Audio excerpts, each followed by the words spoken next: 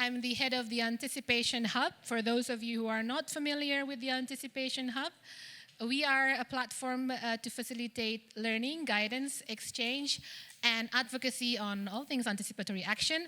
It's an initiative established by the German Red Cross in close collaboration with the International Federation of Red Cross and Red Crescent Societies. And we have now more than 100 partners across sectors, the Red Cross, Red Crescent movement, UN organizations, NGOs, government, think tank, academias, and other network initiatives. So it's a growing community, and we are here jointly organizing this wonderful humanitarian talks with our partners, FAO, the German government, the Global Network Against Food Crisis, the ICRC, the IFRC, of course, MSF, Red Cross, Red Crescent Climate Center, START Network, UNICEF, Welthungerhilfe, World Food Program. I hope I didn't miss any names. So just to say that. IRC also, IRC, International Rescue Committee, thank you for the reminder. So again, it's a humanitarian talk, so we ask our partners, colleagues and friends, okay, what do you want to do? What do you want us to do in the humanitarian talk? So we're going to rebel a bit, and instead of you listening to us humanitarians talk, we're gonna maybe spend the first minute just for you to talk among yourself, get a neighbor, ideally anyone that you haven't met or worked before, and just ask yourself each other a question. I'm just going to give you 1 minute. What do you think needs to be expanded in anticipatory action? If you're already working on anticipatory action, if you're not yet working, what do you want to expand your knowledge about in anticipatory action? 1 minute from now.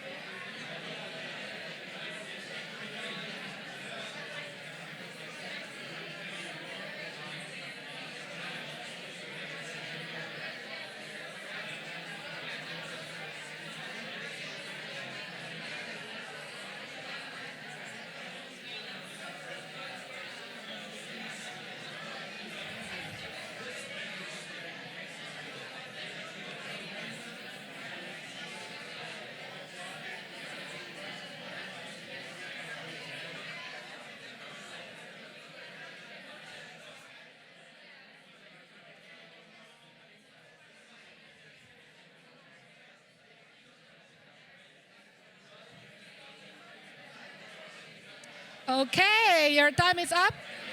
If you can hear me, raise your hand. If you're done talking, raise your hand. Great. Thank you, everyone. So we hope you keep the spirit of connecting and talking to each other throughout the forum and even beyond, and you already start warming up to know what you would be interested in expanding anticipatory action. Just to say before we begin, as I mentioned, anticipatory action is a growing community of practitioners, policymakers, and scientists working on the topic. And yet we still have are primarily focusing on hydrometeorological hazards. So this session is really about expanding anticipatory action into different contexts and themes. But for those of you who need a primer, we will play a very short video from IFRC on anticipatory action. Every year, the frequency and severity of extreme weather events is increasing a lot. We're seeing more severe flooding, longer droughts, stronger storms, and non-weather related problems too. And one of the major reasons these events become disasters is because people are not prepared. Yet, scientific advances have made it possible for us to better predict these events and better prepare vulnerable communities. What if you could know in advance that a typhoon might cause destruction to your home tomorrow? Or that your livestock will be in danger from a big flood that is coming in 5 days? Or that months from now you might not have food to eat because of drought? Well, we do know, and there is a lot that we can do to act ahead of these predictable events. We can evacuate families and livestock, distribute cash to avoid high-interest loans, replenish cereal banks. We call it anticipatory action. And it's here and working right now. Anticipatory action combines prediction with pre-approved action plans and pre-arranged financing to ensure that people can act ahead of disasters and lessen the impact of hazards on their lives and livelihoods. It's a strategy that can save both lives and money. Together with local experts, governments and partners, National Red Cross and Red Crescent societies are using anticipatory action to make humanitarian assistance faster, more efficient, and more dignified. Join us. So join us. This is one of the many videos. I have to also acknowledge that other organizations, Start Network, FAO, and others are also, they have also their videos. This is just an example, again, to show what are really the elements. So just really to unpack it so you can see, you can hear from the video that it's about three fundamental, let's say, parameters. One is acting ahead of a predicted impact of a certain hazard. That's the time element. The objective is to mitigate or prevent the predicted impact, the risk of the predicted impact of a certain hazard. And the other one is how is it done? It's done by forecast and prediction. And the novelty of anticipatory action compared to the way we did preparedness in the past is, of course, having that pre-arranged finance, making finance more predictable based on certain frameworks. The UN call it anticipatory action framework. The Red Cross calls it early action protocols, but it's completely, the principles are the same. And of course, having that pre-arranged, pre-agreed activities makes it even more impactful because you would understand what are the predicted impact by sector, whether it's health, livelihood, that you can develop and design it into your anticipatory action plans or protocols. Just to highlight, we are working on a report that will be launched next month at the Humanitarian Networks and Partnership Week. It's a global overview report. So just to share with you also the progress on anticipatory action. At this moment, anticipatory action is implemented in 61 countries and 93 frameworks are either being developed or ready to be activated by the different agencies. So many of them are actually working here. And yet, as I mentioned, it's mostly still a hydrometeorological hazard. So what do we do when it is disease outbreaks or epidemics? There's still a little work or projects that is implemented on this theme, but the progress is promising, so that's why we're going to hear also about the topic today. And also, how do we apply anticipatory action in conflict settings? So again, there are two tracks looking into anticipatory action for conflict setting is, of course, anticipatory action in conflict situations, that is looking into how to anticipate extreme weather events, for example, and the other track that is looking into anticipating conflict itself. And of course, many great work around anticipating food crisis. So I will then call three colleagues to pitch the topic. Again, it's going to be quite interactive. We'll be moving around. The pitch is basically, you have to vote. So for our online participants, I cannot see the online participants, but those of you online, you can vote. Unfortunately, we cannot broadcast all the three topics being discussed. So we'd like for those of you joining online to pick one topic that is of most interest to you, and that topic then will be broadcast, while the other two will be only for the in-person participants. So I will call to pitch their topic first on conflict. Julian from the Red Cross, Red Crescent Climate Center will give us up to 2-minute pitch on why the conflict group. Thank you. So this morning we already heard a lot about conflict-affected settings, and I think there are 2 points that are most important for us to keep in mind. One being that communities living in conflict-affected settings are amongst the most vulnerable to climate-related disasters, and 2, responding to those disasters in conflict-affected and fragile settings is incredibly difficult. So, going from the anticipatory action lens, what we can do is try to mitigate as many impacts of those disasters as possible so we don't even have to respond to them as much as we would have to otherwise. At the same time, of course, again, conflict settings are difficult. So you might think, how can we even engage in anticipatory action in such settings?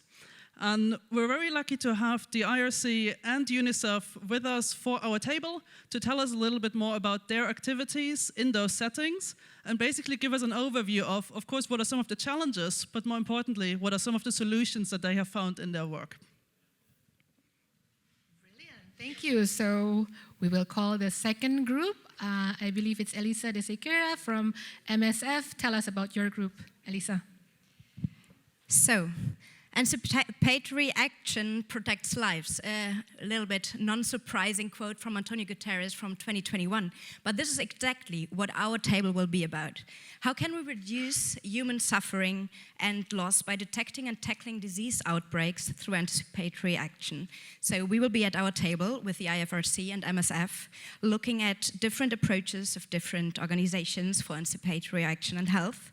And most importantly, we will look at how we can best adapt existing tools such as seasonal calendars, modeling, early detection, and others, and to adapt them to local reality, because that is the most important thing. Everything is context specific. So if you come to our table, you will hear about two approaches at least to anticipate, for example, cholera and malaria, as an example beside others, but we want to hear from you too. So this is going to be really interactive and we want to have a discussion with you and hear about your experiences. So we're looking forward to discussing with you. Come to our table. Thank you. Getting tougher, the choices. Now our third table, Dominic Semmet from Welthungerhilfe. Dominic, anticipating food crisis.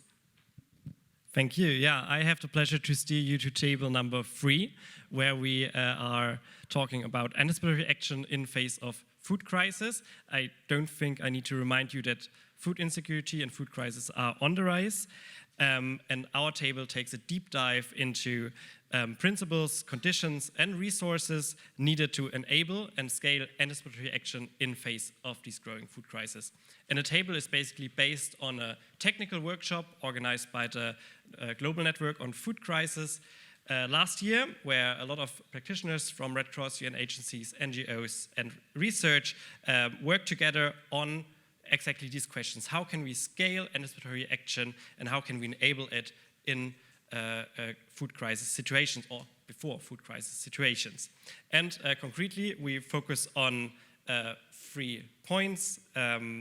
The approaches to evidence creation, what evidence is needed to analyze the impact on anticipatory action on food crisis.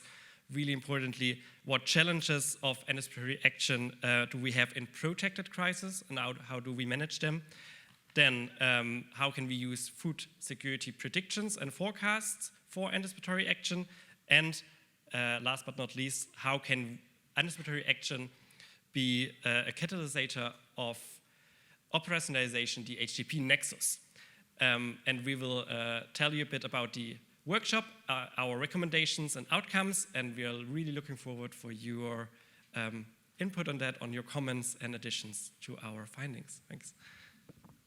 Thank you, Dominic. So just while we wait until our voting results is in, I was just in another panel actually before where we talk about Nexus, and I hope also through the discussion you have, it's going to be quite clear that it is really a collaborative work that we are doing across sectors, and we see anticipatory action as really one of the toolboxes of all the approaches that comprises good disaster risk management and climate change adaptation. I will call to my colleague who's voting. Oh, okay. So fragile and conflict context. I see people are also voting here. But yes, so based on this very democratic process of selecting who will be broadcast, we're going to be broadcasting the fragile and conflict context group. So those of you who are going to be in that group, and of course the facilitators are welcome to take this spot. This is going to be broadcasted to our online participants. And Nico, where are the health and food insecurity? Health to the left, and then food insecurity to the right. So it's going to be a cozy group, and we're going to break for 15 minutes before inviting you to come back. So please go to your groups and fragile context and conflict here. Hi everyone, thanks for joining this session. So yes, as she said, I'm Annelien Vos from the Policy Officer at the International Rescue Committee, and I will share some very brief findings from our anticipatory action project in Nigeria, which I just received from my colleagues on Friday. It's very fresh from the press. So basically, we did an impact evaluation in Adamawa State in Nigeria, where we compared the effects of providing cash ahead of a predicted flood with providing cash after the flood. So we basically randomly assigned households from 6 communities across the river to receive either, about $400 before the flood and then afterwards, and then we measured the different effects. Though important to say is that all the groups, all the households did receive early warning messages. So they were all warned about the upcoming flood, and they were all given sort of recommendations around what they could be doing in terms of preemptive actions.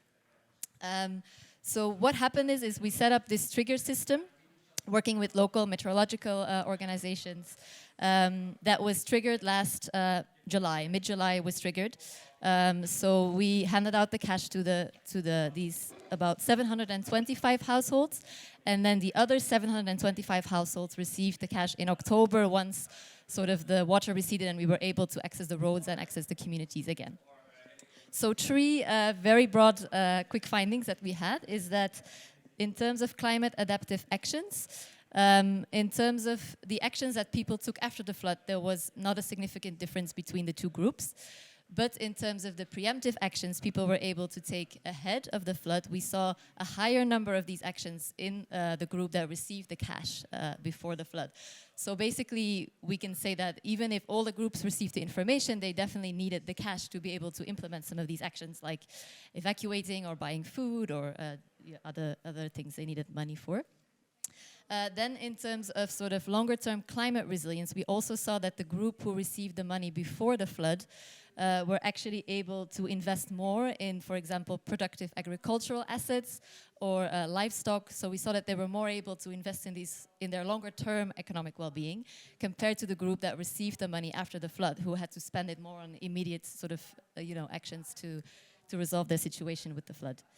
And then the third result, in terms of food consumption, we didn't see a significant difference between the 2 groups, but we did see that in terms of negative coping mechanisms, the group who received, again, the money before the flood were reducing their negative coping mechanisms in terms of, for example, borrowing or selling assets, these type of things. So they were able to reduce these strategies. So overall, quite positive results, seeing that definitely giving the cash before had much better results. If I still have time, I just go into some of the challenges. So in terms of working in these areas, so it's generally a very fragile area, so they've been affected by conflict sort of in the prior years, and there's still active conflict around sort of in neighboring states, etc. So the difficulty around getting accurate data, so the quality of the historical data around meteorological data is less good. There are some gaps, etc. So we needed to be more on the ground to actually check the data. We worked with community volunteers as well that were checking and also providing the messages to the communities. So yeah, we need to accept sometimes in these areas that we work with a little bit less quality predictions. But in this case, it still worked. And then, of course, in terms of funding, we have Google as a funder, which was basically enable us to be very flexible and also get the funding ahead of the actual crisis, right? So often for other donors, it's difficult because you may give the cash and the flood may not happen. But because we are working with these very vulnerable communities, there's actually a case to be made that cash is well spent, either way. So, so that's one of the things we can also think about. So yeah, this is just a very brief preview. I have a bit more information on the project here for some of you, and I can also share my email because next week we're doing a launch event or like a workshop more in Nigeria with discussing the results with some local academia and local actors as well, and we will have a report coming out probably in April, sort of a shorter policy report and then more detailed academic publication as well later on, which will also include effects around cost effectiveness and these type of things. So very happy to share that later on. Thank you. Shall I back to you? I think this one works. Hi everybody, I'm Saul Guerrero, I'm a senior advisor at UNICEF. And over the next couple of minutes, I'll just walk you through some of the more interesting features of our anticipatory action framework, which of course, by the nature of the organization, focuses quite a lot on the vulnerabilities of children. When we developed the framework, I guess we were looking for to do three different things. One was to be holistic about it. Oftentimes in the UN that means complicated, but what we mean by this is trying to not overly simplify the nature of the shocks and therefore not overly simplify what we say is needed in order to protect children from those shocks. The second thing was to try to be responsive and sensitive to the fact that these vulnerabilities change not only with age, right? A kid in Somalia is not at the same vulnerability as somebody in their 80s or 70s. But also, of course, that we need to be responsive to gender as well as just general inclusion considerations, because not all households are created equal either. And then lastly, to make sure that the framework was responsive to the cumulative effects of climate and conflict. Because to your point, not only are households or communities who are vulnerable to conflict also dealing with the vulnerabilities of the environment, but we cannot sort of separate an anticipatory action framework, depending if it's for conflict or from the experience of the household and the family is the same, right? Now, just four very quick features of what our framework has. So the first one is really about being child-centered and holistic. And what we mean by child-centered is to asking ourselves the question, how does the shock impact a child? So if you think about it this way, very often we will do the calculation that if you have a shock, there will be a humanitarian crisis. But what does that actually mean, right, if you're a kid? Well, I'll give you an example. It means that you can't get vaccinated, right? So there'll be a shock. The vaccinators won't come to your village, and therefore you don't have a vaccine that is absolutely essential in your first 2 years of life. That needs to be managed as part of anticipatory action. It's not just the food, and it's not just the overall household income. It's also some of the byproducts of that vulnerability and the shock. So that's an example in which children are uniquely affected by some of these shocks, and therefore we need unique solutions. The second thing is to be the sort of holistic about this. And in particular, it means being very, very explicit about what the trigger is that we're looking at, wind velocity. We just had a payout in Vanuatu for a parametric insurance system. Very, very clear. The trigger is wind velocity. What is the wind above a certain part of the world and how many children are under it? We shouldn't be more complicated than that. Two, what do you do? To your point about the impact, you need to be clear about what you do when the payout comes in. You can't scramble then to figure it out. And finally, who is doing the payout? And how do you make sure that there's a predictability to the payout? Because without predictability to the payout, none of this makes any difference. The third feature of it is working bottom up. It's all really nice to come up with beautifully UN logo covered frameworks, but this needs to be owned locally. The partners, the organizations, the communities affected by it, the plans, locally owned plans, at a subnational level, they need to be able to talk about this, because otherwise there's a standard way of doing it, and then there's people on the outside shouting about what it should really be doing for children or others. And then the final piece of it, which I think is one of the main messages that I want to leave you with, is it's not fixed. It's adaptive, but in order to be adaptive, you need to be learning. So when you put it in place, there's got to be a way where after every single payout or after every single supported action, you figure out what went well that you want to do more of and what sucked and you want to stop doing in the future. Two final points. Data is a problem, especially in some of these contexts, not only because satellite data there's no a lot of money in capturing it, but also if you're collecting it in an analog way, getting somebody into these conflict-affected areas to capture critical data is really, really hard. And the second thing is that people who are going to fund anticipatory action in the future cannot be the same people who have been funding humanitarian action in the past. It's going to have to be a new generation of people who come together with humanitarian donors from the past and do it, because some of the skill sets, some of the mentality, and some of the flexibility required for this to work kind of come with the binds of traditional funding sources. Thank you. Okay, thanks. I'm just going to speak for a few minutes because I want to leave a bit of time for questions if we have. But I just wanted to leave you with some reflections from START Network. START Network, as a representative of more than 50 different international and local NGOs, come together to develop innovation within the sector. So as we heard, anticipatory action is a growing school of thought, and there's a lot of experimentation, a lot of development, a lot of early indication, but a lot of good evidence. Working conflict, as we know, is difficult. The dynamic is always changing, there's high needs, there's access issues. So why introduce this newish school of thought into a difficult context? Because, as we've seen, there are early warnings. We work through our membership, and our members are telling us through situation reports, through context analysis, there's this situation coming up, there's this election coming up, we know that there's some tension and something could happen. And ignoring that goes against humanitarian principle. Plus our experience of financing, when those warnings come to us, financing activities, enabling some actions to enable our members to be prepared to set up the safe spaces for if they need, to set up shelter for incoming displaced people. This has proved effective in the experiences that we've shown. So through Start Network, we've kind of developed more innovative financing that can rely on more qualitative, more expert information, very much driven from the ground up, trying to go beyond just having this kind of like very set, very scientific threshold, and then using that to validate when is a justifiable use to release funds. I'll leave it at that. Thank you all. So I think what we've really heard, there's of course challenges to data, there's challenges to access, most of you probably know this, which makes it really, really important to work with the people on the ground who are already there, who know what's going on.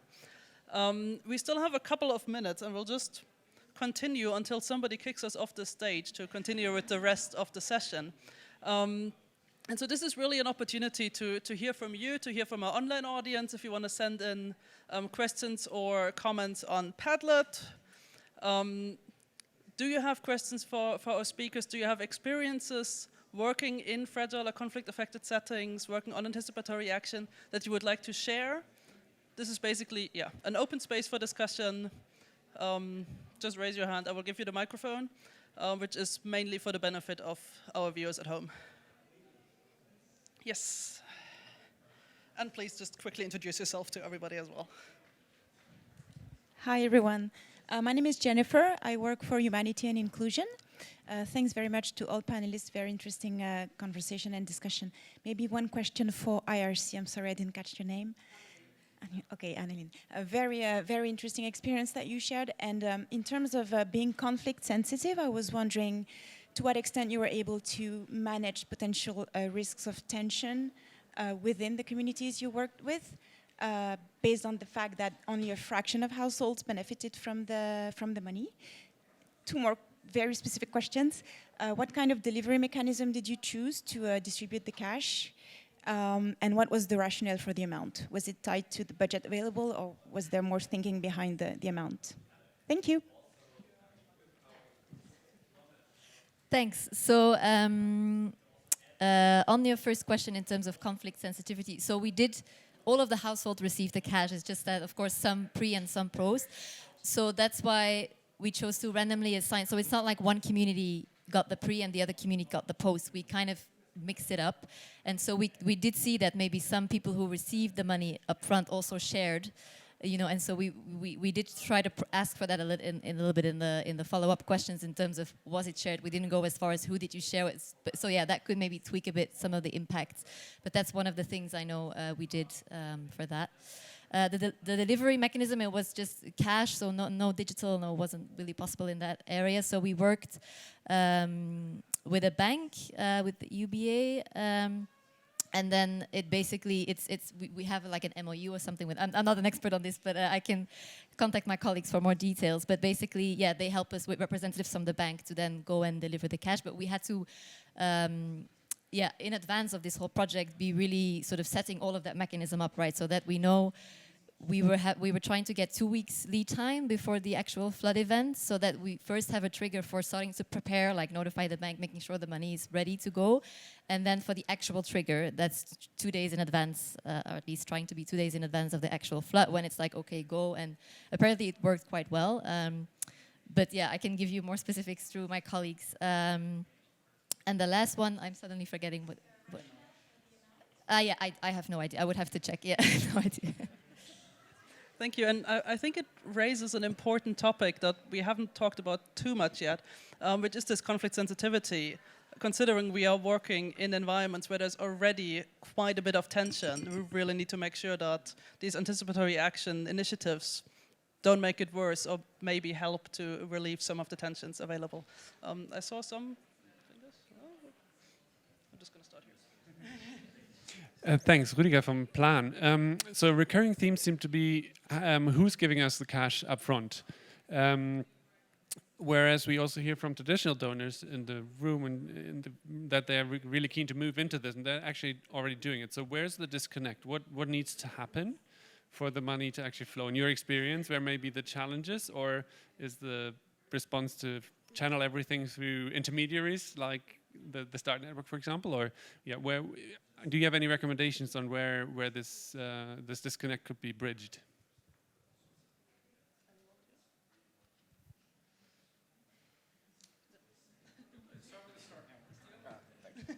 Yeah, as a name dropper. Well, obviously, as a advocate for Start Network, I think one of our key principles, which we try to embody, but we try to promote within the sector, is collaboration and working across the sector. And we think these kind of initiatives work best when organizations come together, and not only, it's not about sharing resources, but there's, as was mentioned, data is critical in informing anticipatory actions, both in setting the thresholds and in defining the kind of response that's required. And that kind of data, by what it is, needs to come from a wide range of different organizations. The ones in the room are just like one sector of it. So at Start Network, we try to promote collaboration with academics, with science, and with private sector to form better data and better responses as a result.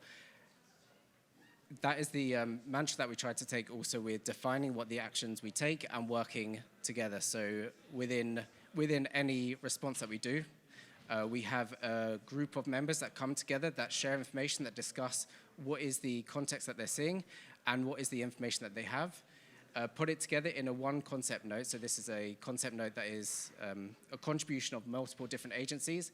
And then we have another section of governance, which is made up of the wider membership that review this and decide, is this a suitable use of funds or not? So it's through this kind of collaboration that we can form what the context is and also decide if this is an appropriate use of funds. That's our experience of how it works. I don't know if... Okay. Good. We had a lady in the room. We had a gentleman in the room. We're going to take one person from online quickly. And there was a question about what topics on anticipatory action in conflict and fragile settings are under-researched. I will just take the facilitator benefit of answering that myself, with maybe a little bit of flippant, all of them. But I think the real gap so far is that we don't really know what works and what doesn't work yet, because there hasn't been a whole lot of initiatives on anticipatory action in fragile and conflict-affected countries. And so I see people coming back. So I will just quickly pitch that the Anticipation Hub actually has a working group that is focusing on anticipatory action in conflict settings. And we're basically a group of all kinds of different organizations engaged in those kind of initiatives. And so one of the things that we're really working on is trying to integrate the knowledge of all different organizations to produce those kind of knowledge products to say, okay, what is going on? What are the challenges? What are the solutions? Some of the discussions we have today are going to feed into that. And I would just invite you, as I see more people coming back, to engage either with us as a working group or just with the Anticipation Hub in general, so that we can learn from each other and basically do this research that is so sorely needed. Thank you very much. I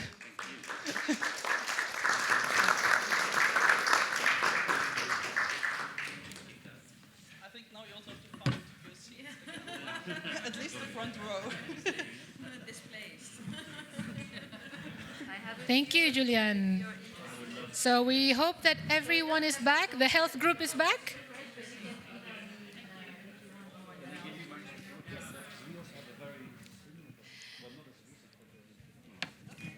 We should keep time since It's happening. We have to close in about 15. Okay, so may I invite the breakout group leads? Maybe ask everyone to settle. We will report back from all the groups. So if you're staying, please sit down. If you're leaving, would be great if you exit and then we can have a quieter room.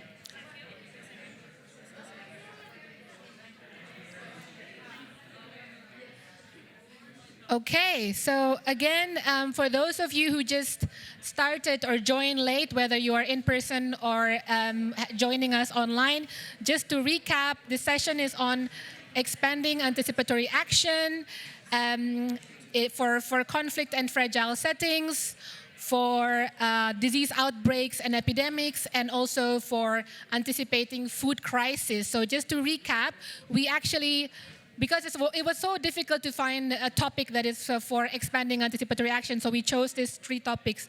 Again, this is part of the agenda for scaling up anticipatory action, which means about mainstreaming anticipatory action in national disaster risk management and climate change adaptation, plans and framework.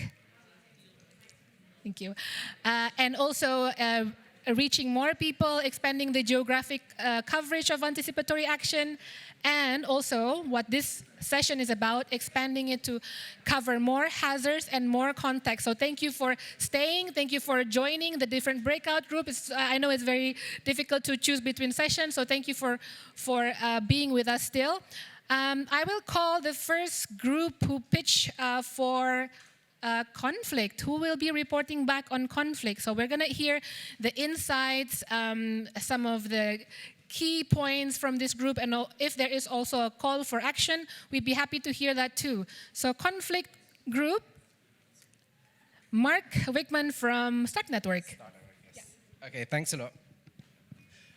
So we had a very brief discussion about the opportunities and challenges of implementing anticipatory action in situations of conflict. I think we had a lot of discussion that was cut short, unfortunately, so hopefully we can take this up in our working group at the Anticipation Hub. But to briefly summarize, anticipatory action in conflict is crucial to ensure that the needs that we're experiencing are met. There's a range of compound hazards that are being experienced by people, and the communities affected experience a double vulnerability, which means it's even more critical to get it right in these situations. The needs and the activities need to be informed by a real understanding of what the context is. This can only be achieved from the ground or the community level feeding into this. Understanding this dynamic nature is critical to ensure that we need to be flexible in what we do, in the funding that we give, and in the way that the project is implemented, because situations change and we need to change with it. Finally, we briefly heard a couple projects that have demonstrated some of the impacts, some of the challenges, but also some of the opportunities that these kind of projects have experienced. And it shows that anticipatory action can contribute to making a real impact in situations affected by conflict. Thank you. Great. Thank you, Mark. And some water for you, Mark. Great. And the second breakout group, the one talking about health, disease outbreaks and epidemics, calling Rachel Godermuth from I4C. Share with us, Rachel. Thank you, Kara. Hi, everyone. So we had a great discussion today. Had a few key points, but I think it's also open for continued discussion. A couple of things we talked about were how would we have to modify the existing tools that are ready and usable for anticipatory action to use them in the context of diseases that have epidemic potential for outbreaks. That we talked about different and adjusting the trigger mechanisms and understanding that, and how we might want to address that differently depending on the disease and depending on the context. Another great discussion that was brought up is what is good enough data to make these decisions? How can we find it? And how do we know when we can move forward? What risks are associated with that? I'm not convinced we answered all of those questions. But we did have a good discussion about how we can supplement certain data points, especially in low resource settings where we may not have the type of data we want. We can supplement it with other data that gives us a good indication of where we're going. And finally, one of the key points we've talked about was how do we differentiate between our regular preparedness activities and anticipatory action for health. And this is one of the areas we've had a lot of discussions on in the working groups for anticipatory action and health. But some of the key pieces, and Kara's already brought up today, but really understanding the difference between preparedness, reaching those predefined and organized trigger points, and having those prearranged systems, tools, and financial mechanisms to respond to it. And making sure that those are all aligned then with your key activities that you would need to implement to move forward. So thank you all for the discussion. Thank you, Kara. Thank you, Rachel. And least but not least, anticipating food crisis. Nicolo Lombardi from FAO. Share us your insights, or your group's insights, Nicolo. Thank you, Kara. So in our group, we discussed anticipating food crisis, and I would say we had three main points. One, there was sort of an agreement that anticipatory action has a role in protracted crisis. And to make it happen at scale in protracted crisis, there needs to be an integration of anticipatory action within the humanitarian program cycle. There was a second point related to this around financing and the importance of using multiple funding sources for anticipatory action, which should cut across humanitarian, development, climate actors, and private actors were mentioned as important as well. And again, third point linked to this is around the humanitarian development peace nexus and coordination in food crisis contexts, which becomes super important if we want to have anticipatory action work at scale. In particular, we were discussing about IPC and whether anticipatory action should be looking at IPC phase 2, moving into IPC phase 3 or IPC phase 3 and above. And we were kind of agreeing that it should be seen as a continuum, as a unique process and not a siloed process, because anticipating food crisis means both not having people move from IPC phase 2 to IPC phase 3, but also helping people who are already in a humanitarian emergency facing in potential new shocks that may further compound their vulnerabilities. Therefore, if an HDP nexus approach is used, this is where food crisis can be addressed in a comprehensive way, and anticipatory action can play a central role in such crisis. Thank you. Thank you, Nicolo. How is your food security, Nicolo? Do you need water? Thank you for all our facilitators. We know we gave them really short time, and we were happy about the turnout of the event, but that made it also quite difficult with the challenge of logistic, having this room and having to move around. So thank you to our facilitators, organizers, and those of you, of course, who actively participated in the discussion. So I would like to call now Mr. Daniel Beck from the German Federal Foreign Office. Mr. Beck is the Deputy Head of Division for Multilateral Humanitarian Assistance. As you might have heard also from the earlier session where Mrs. Susanne Fries-Gaia talked about Germany's commitment, again, having boldly allocated or targeting 5% of humanitarian assistance to be for anticipatory action, and also, of course, the recent G7 commitment. So your insights, please. Shall I take this mic? Okay, sorry. Hi, everyone. I'll be very brief because this was a super intense hour, and I have to say it's great to see how all of this branched out. And well, my lesson learned a little bit is that we have we had a very broad discussion because there was also this impressive variety of organizations involved here. So again, also from my end, thank you so much for all these different elements which came together here, and I learned a lot again with the examples. We have achieved already a lot, I think, in bringing this concept forward in discussions, I think, on all levels, from the pilot phase where we are only looking at one hazard to all these different elements, the conflict, the epidemics, and also climate change aspects which come in here as different hazards. But there's yet, of course, still a lot of potential for being a bit more, preemptive or anticipatory in the best sense of the word, which we didn't fulfill yet in our view. Only until 1 to 2% of humanitarian assistance worldwide is anticipatory in nature for now, and we still have to. We see all this multitude of crises, which also requires a comprehensive approach in our view, and that's maybe some thinking which we have currently, which is going on. While anticipatory action, of course, is an element of humanitarian assistance for us, it is always also worthwhile to consider what kind of role it could play in resilience building. So for our development actors, when we go into the more long-term perspective, in particular for protracted crises. I was in South Sudan last week, and for those of you who've looked at it, I don't have to tell you, this is again and again, with annual floodings, and at the same time all the conflict stuff going on. It can be really frustrating, and we have to have development actors on board here who could link up also in this field here.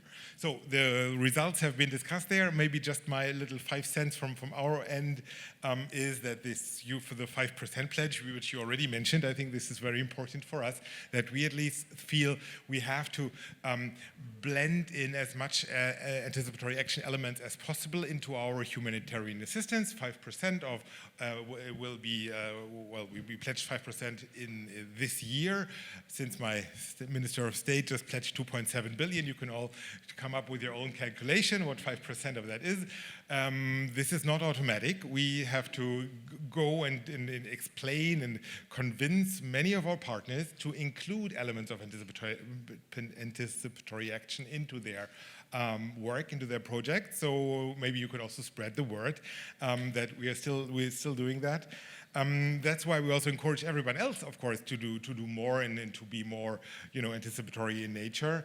And we need more, and that's my last point, a little bit more, I think, coordination and synergies, especially again what I mentioned with our development partners and also with climate finance elements included. And I'll stop here, and thank you very much for this exciting discussion. Thank you so much. And everyone, just maybe last point before we close. Obviously, we are at the humanitarian talk, and I could feel that there should be more talking continuing because there's just not enough time for so many topics to discuss how to expand anticipatory action. So these are some calls to get involved. Can you show how you get involved? Okay, so first, next month, there will be the Anticipatory Action Global Overview 2022 report launch. We are publishing it as the hub with lots of partners contributing. So this is going to be 25th April in Geneva on the side of within the Humanitarian Networks and Partnership Week. And this is going to be the first time ever that we will talk about the coverage, the number of countries that are implementing anticipatory action, also the number of frameworks currently being developed and also ready to be activated. I will just give a cheat sheet. It's more than 90 apparently, but if you want to know more, please attend the launch. It will be hybrid. We will have the 11th Global Dialogue Platform on Anticipatory Humanitarian Action in Berlin and online. This is really a way, I would say, the Anticipation Hub as a platform. The Dialogue Platform is maybe our mother because it was the Dialogue Platform that first convened scientists, practitioners, and policymakers, first small group of people, and now we are looking at 1,200 more people, even if we count the regional 2,000. So these topics will be again discussed. And those facilitators who you saw today are either members or colleagues of the Anticipation Hub working groups. So we have one on conflict, Earth observation, health, protection, gender and inclusion, risk financing, or if you want, you can also initiate a new one. It's really a collaborative, and I think we keep hearing anticipatory action is not the humanitarian work alone. It is a shared responsibility of all who can put basically their efforts and expertise into the discussion. So we are now around more than 300 people active in these working groups, and you have different levels, global focal points. You have also national societies of Red Cross, Red Crescent. So it's really let's say, a very open, democratic working group. So please get involved. And stay tuned for the upcoming report on the Anticipating Food Crisis workshop. And please do join webinars, discussions on the topic of food insecurity with FAO, WFP, and Global Network Against Food Crisis. So we hope you keep on talking, and we hope you enjoy this humanitarian talk, and see you outside. And please become a member of the Anticipation Hub. You're also welcome to join.